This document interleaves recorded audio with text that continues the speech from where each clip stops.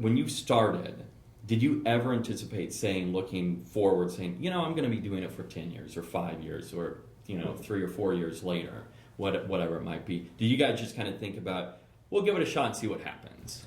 Yeah, it was mostly just like, yeah, that sounds like fun, so let's do it. I'm in the moment, let's do it.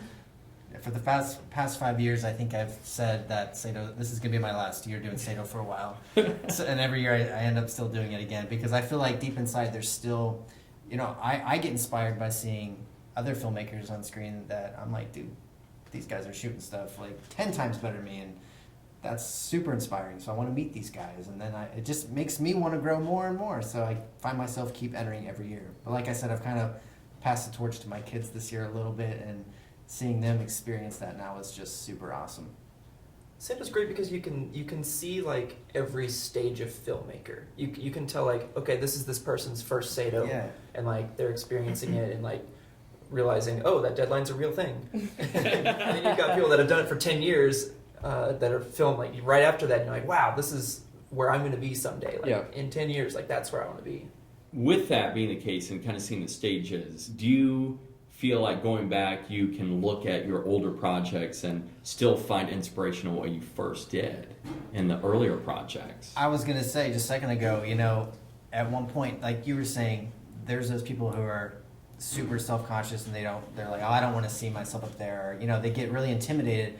But I was that guy once that like I was so embarrassed watching my first film because they showed like 3 awesome films, and I'm like, oh no. I was sweating bullets.